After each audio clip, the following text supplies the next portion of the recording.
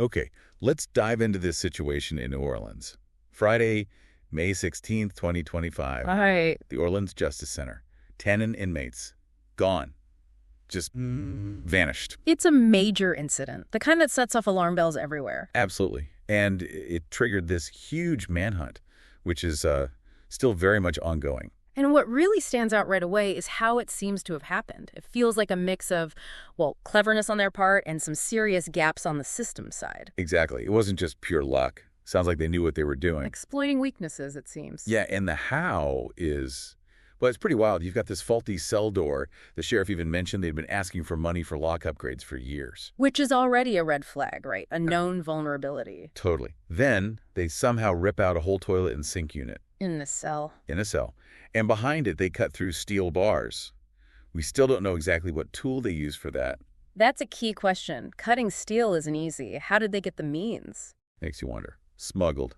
Made inside. Who knows?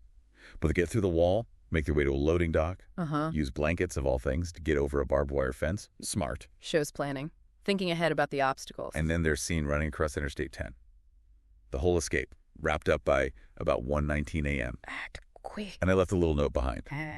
On the wall. Too easy. Lol. Wow.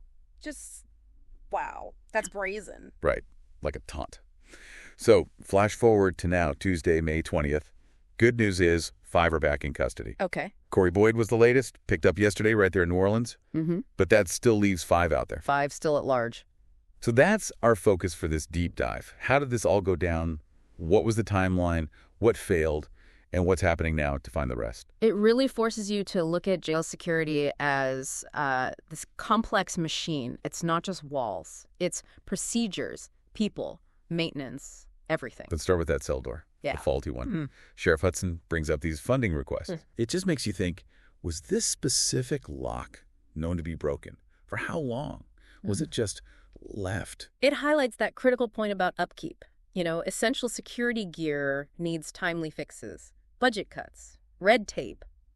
Things can get delayed. Yeah, and delays can clearly have huge consequences. Then the wall breach, removing plumbing, cutting steel. That's not a quiet job, you'd think. Definitely not. And the tool, that's the big mystery. How did it get in? How did they use it without immediate detection? We just don't have that detail from the sources yet. And that too easy LOL message. It's more than just graffiti, isn't it? Oh, absolutely. It suggests they felt confident. Maybe they had seen these weaknesses before, or maybe they had help, information. Yeah, makes you wonder. And the getaway itself, out the loading dock, blankets over the wire, running across I-10 at, 1 a.m.? Using blankets is resourceful. Crossing the interstate is risky, but it gets them away fast. A calculated move. And we're hearing it's likely they changed clothes pretty quickly after getting out. Standard tactic. Makes eyewitness descriptions less reliable right at the start. Smart move if you're trying to blend in. Okay, but here's maybe the most troubling part. The delay. How long it took for anyone to notice. This is critical. Lockdown was 10:30 p.m. Thursday night. They popped that cell door around 12:20 a.m. Friday. They were gone across the highway by 1:19 a.m. So less than an hour for the actual escape, basically. Right. But nobody officially sounded the alarm for hours. That's a massive gap, a huge breakdown. Think about the head start that gives 10 escaped inmates. Exactly.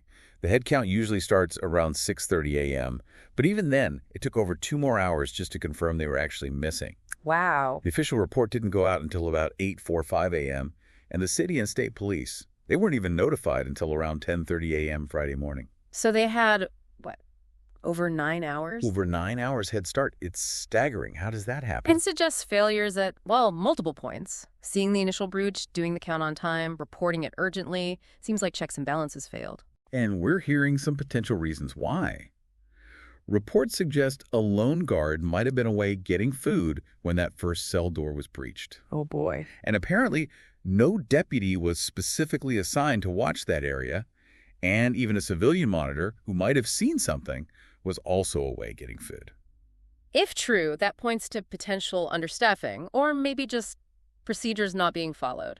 Serious gaps. Sheriff Hudson did come out and acknowledge procedural failures and missed notifications.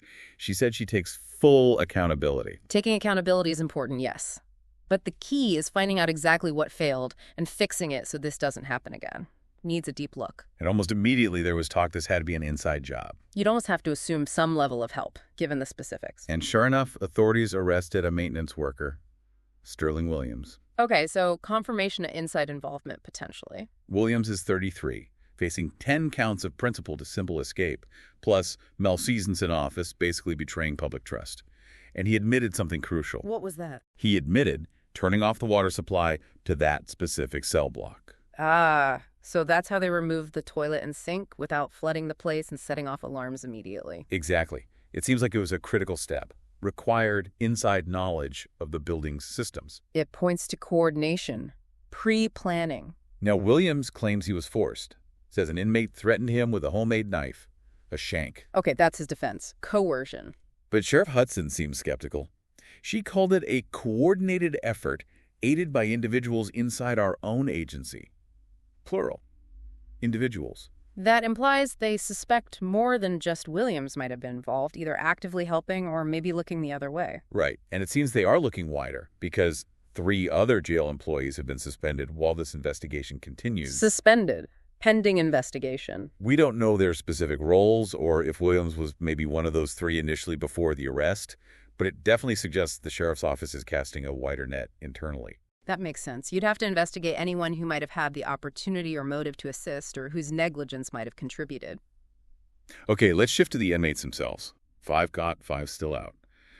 Of the ones caught, Kendall Miles was picked up quickly, back on the 16th. He was in for attempted second-degree murder, armed robbery. And get this, he had prior escapes as a juvenile. That prior history. You'd think that would flag him for higher security or closer monitoring. You would think. Yeah. Also got on the 16th. Yeah. Robert Moody, weapons and obstruction charges, and Gina and Dennis, armed robbery, weapons charges. Okay. Then, took a few more days, but on May 19th, they got Gary C. Price. He was facing first-degree murder, domestic abuse, aggravated assault, really serious charges. Definitely underscores the danger these individuals posed while they were out. And number 5, Corey Boyd, caught just yesterday, Tuesday. He was originally in for second-degree murder, among other things. Yep. Now he gets an escape charge tacked on. Naturally. And they're moving him to a state facility, a more secure one. Which seems like a necessary precaution, acknowledging the security issues at the Justice Center. Right. So that leaves 5. And the message from authorities is crystal clear.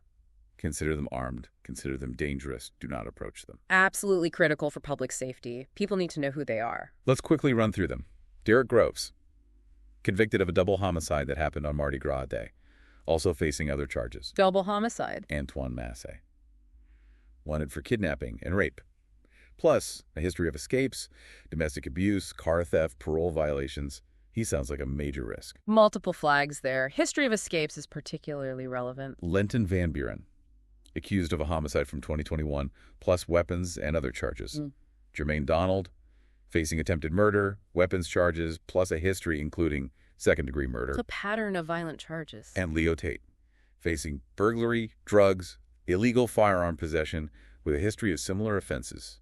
It's quite a list. It is. It highlights why the manhunt is so intense. These aren't low-level offenders. No kidding. So what's the scale of this manhunt? We're talking over 200 officers. That's a significant mobilization. Yeah, FBI, ATF, New Orleans police, state police, a multi-agency effort. As it should be. Requires a lot of resources and coordination. And they're putting up serious reward money, $20,000 per fugitive. $20,000 each. Yeah, it's pooled from Crime Stoppers, ATF, and the FBI. They're really pushing for public tips calls, website submissions, and stressing the anonymous option through Crime Stoppers. That kind of reward can be a powerful motivator for someone who knows something. Anonymity helps too. Now, beyond the manhunt itself, this whole thing is having wider impacts, right? Oh, undoubtedly. Yeah. In the community, first and foremost. Yeah, you can imagine the fear, especially for people connected to the original cases these inmates were involved in. Absolutely. A sense of vulnerability. We heard the Orleans Parish DA, Jason Williams, actually express safety concerns. Yeah. And apparently, 2 prosecutors working on one of these cases. They actually left town for a bit. Wow. That tells you something about the perceived threat level. It impacts the justice system directly. It really does. And it's leading to calls for action. The New Orleans City Council wants a formal audit of the sheriff's office. An audit makes sense. They're pointing to the security lapses, those faulty locks, maybe surveillance cameras that weren't working, and definitely that huge delay in the response. An independent look could identify systemic problems and recommend concrete changes. Accountability. There are big questions about institutional failures here. Even Sheriff Hudson, she's temporarily suspended her re-election campaign to deal with this full-time. That signals how serious this is, politically and operationally. The pressure must be immense. So, wrapping this up, 10 inmates pull off a complex escape. They had help, at least from one maintenance worker, maybe more. Exploiting known and perhaps unknown security weaknesses. And they got a massive head start because the alarm wasn't raised for hours. 5 are caught.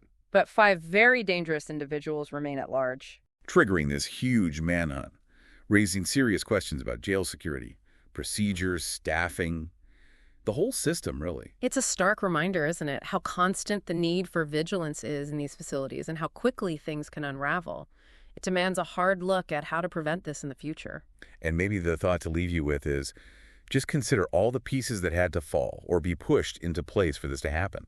The physical things like locks, the human element complicity, maybe negligence, the planning, the sheer nerve of the inmates. It's a complex chain of events. It really is. What does an incident like this tell you about how hard it is to keep these places secure and how critical every single procedure really is? What questions are you still asking about how this could have happened?